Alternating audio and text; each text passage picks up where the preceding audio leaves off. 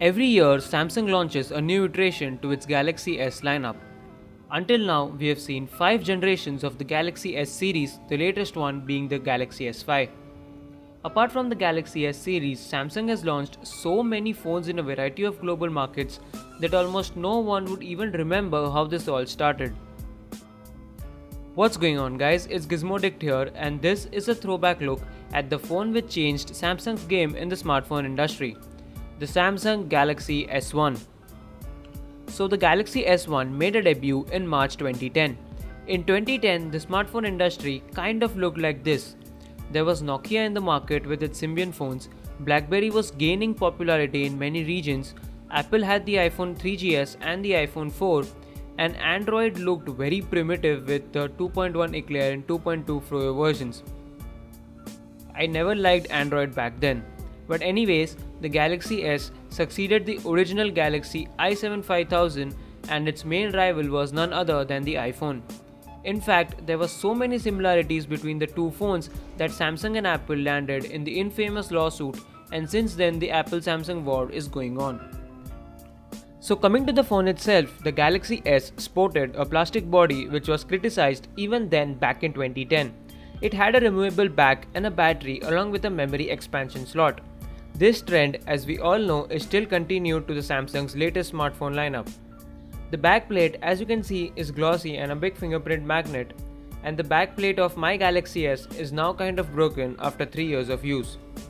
In terms of specs, the initial global version of the Galaxy S, which is the GT-I 9000, was powered by a 1 GHz single-core Exynos chip along with 512 MB of RAM.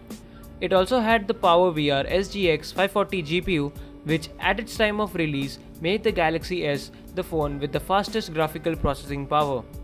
The Galaxy S came in 8GB or 16GB flavors with an expandable memory up to 32GB. The phone's display is 4 inches in size, which was too big for 2010. It's a 480 by 800 pixel AMOLED panel with a PPI of about 240. The screen was actually good for the 2010 standards, and since it is an AMOLED panel, the black levels are amazing.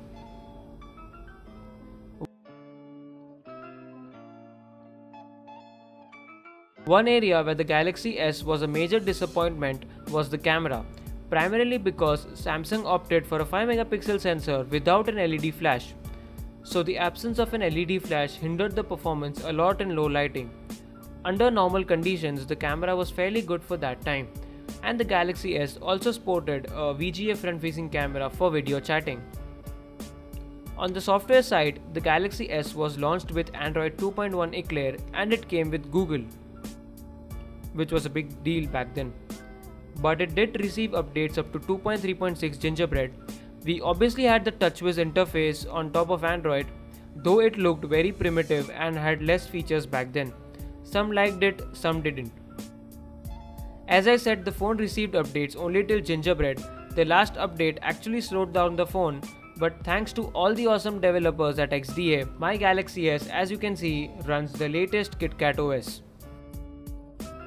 The battery life was pretty decent on this phone, and the 1500 mAh battery was easily replaceable, a feature which I still love in all the Galaxy series smartphones. The speakerphone quality and the call quality was quite okay but not the best. Apart from the GT-I 9000, there were about 24 variants of this phone all over the globe. Some with LTE for the US carriers with slightly different specs. So overall, the Galaxy S, despite its few quirks, remains one of the most important smartphones in the history of Samsung. It's the great-great-grandfather of the Galaxy S5 and will always hold a special position in the Galaxy S lineup. I am very happy to own one of these, and I will try to bring coverage of various ROMs on these phones for all you Galaxy S users out there. So this concludes my throwback look at the Samsung Galaxy S. If you guys enjoyed it, do let me know by hitting the like button below this video. It took me a lot of efforts to make this video. Also, do let me know your views about this phone if you have ever used or owned one. For more such videos, do subscribe to my channel. There's a lot more content coming up. Thank you for watching and I'll see you guys in the next video. Peace.